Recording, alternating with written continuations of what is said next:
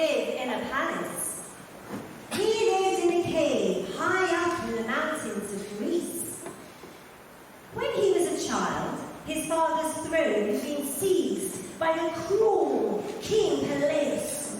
Jason's family sent him away to hide in the mountains. He was cared for by a centaur named Chiron, who was half man and half horse. Chiron taught Jason many skills, and he grew up to become a strong athlete, a good musician, and a powerful leader. Our story begins as Jason, now a young man, says goodbye to Chiron and sets off determined to win back his father's throne, proudly wearing his father's golden sandals.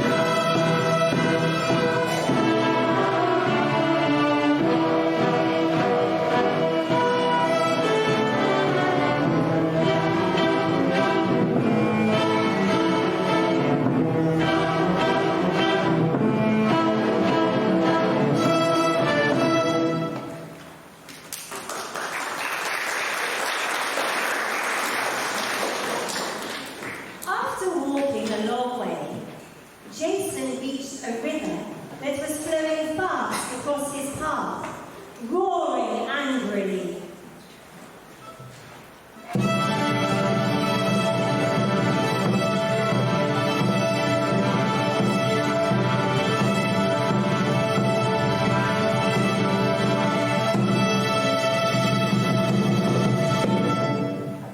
All of a sudden, Jason found an old woman standing beside him.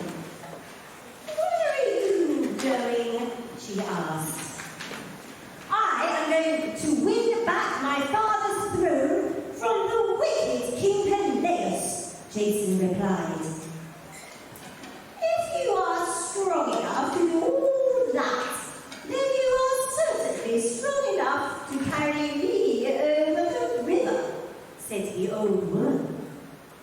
Jason dared not refuse, so he lifted her onto his back and plunged into the roaring river.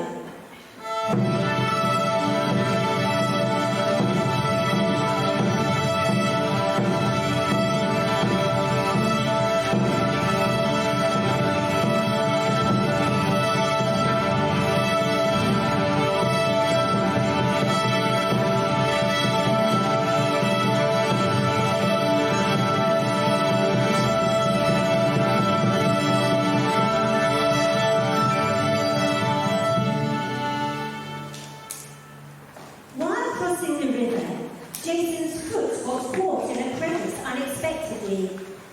Wriggling free, he lost one of his precious sandals, but safely delivered the old woman to the other side of the river. "Don't fret," said the old woman. "The talking oak tree has told me all about you. Before long, you will have a finer pair of sandals. Now follow that path over the mountain."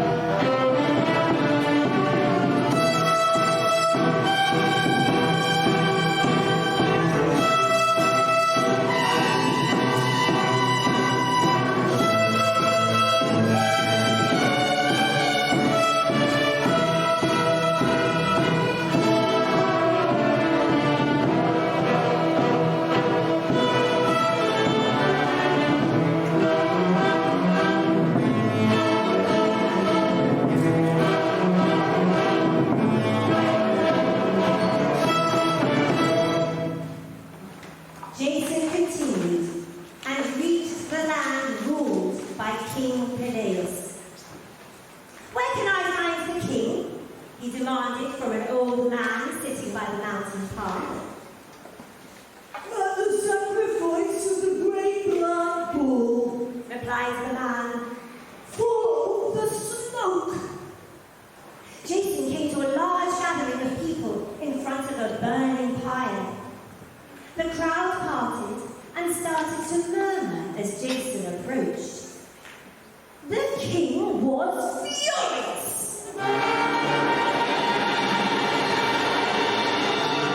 "Who dares cause such a disturbance?"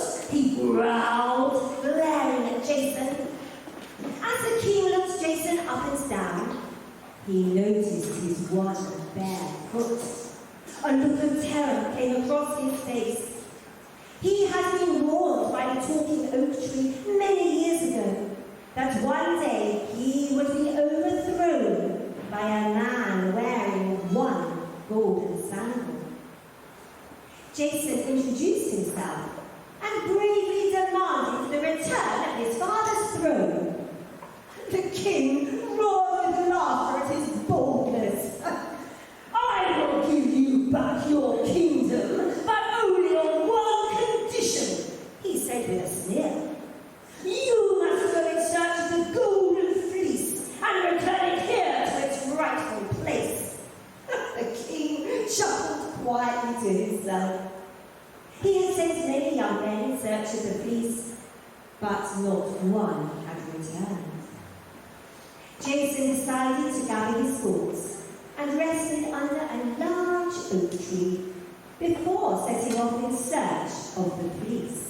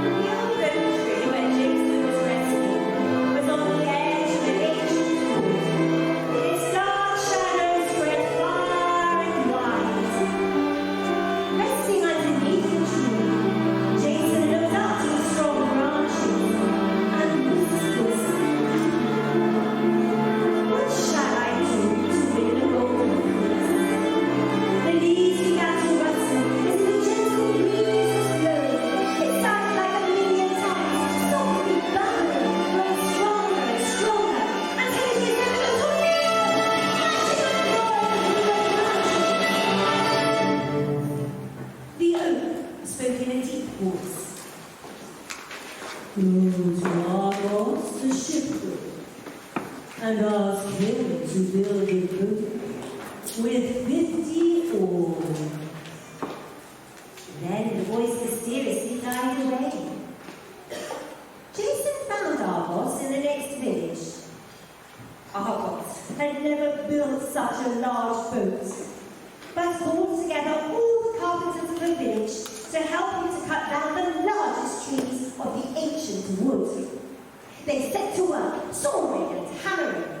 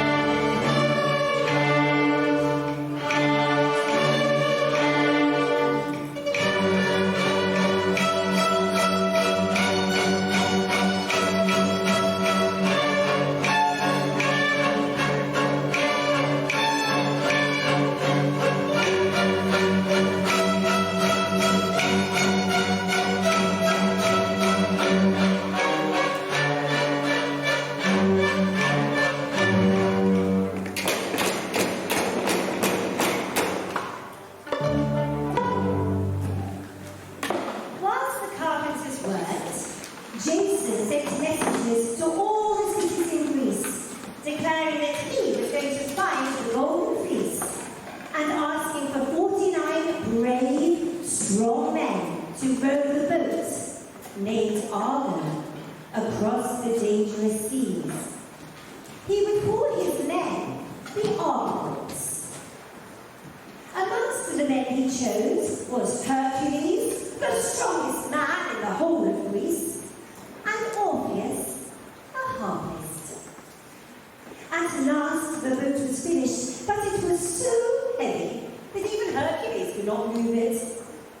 At that moment, the voice of the talking oak tree was heard saying, "Get in, sit down, point your oars upwards, and let Orpheus play on his harp." As Orpheus played, the Argo with all the Argonauts inside slipped down the beach and into the sea. The voyage had begun.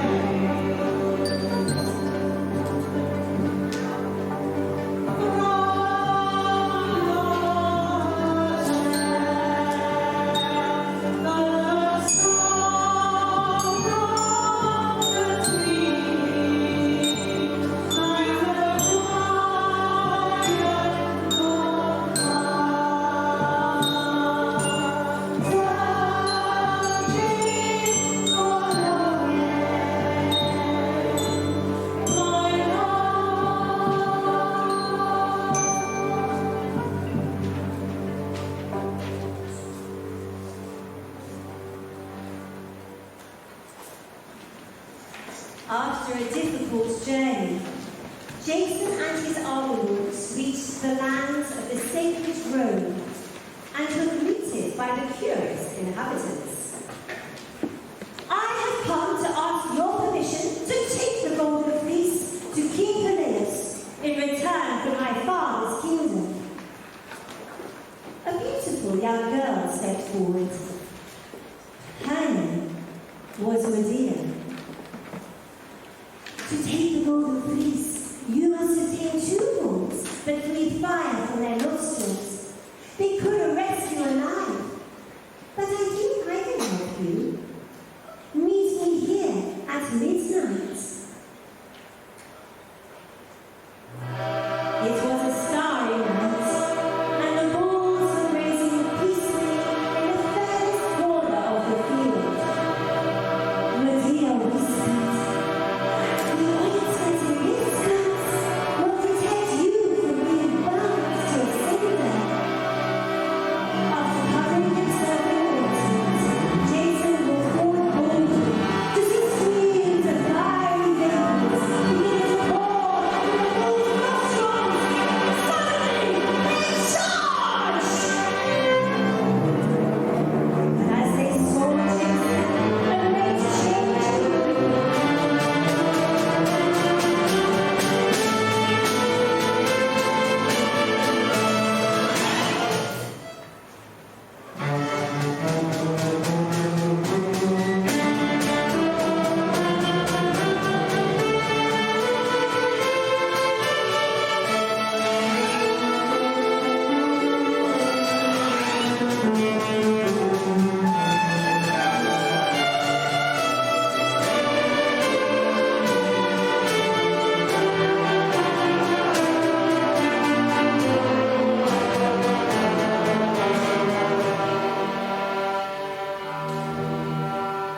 like lambs, they returned to their grazing.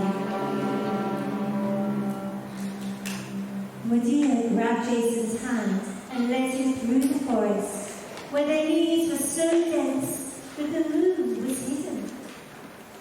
After a little while, Medea whispered, "Look, do you see it gleaming through the trees?"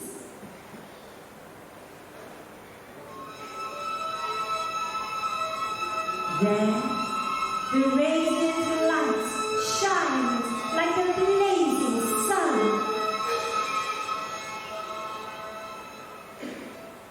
Suddenly, there was a frightful hiss. The huge head and scaly body of a dragon thrust forward from behind the tree. It hissed, stretched to its full length, and started belching smoke and fire from its jaws. "Quick," said Medea, "throw the contents of this golden box down the monster's throat." Jason hurled the box at the dragon's fiery jaw. As the potion took effect, its writhing tail thrust wildly and it crashed to the ground. "Now, take your prize," Medea urged. Jason snatched the golden fleece from the tree.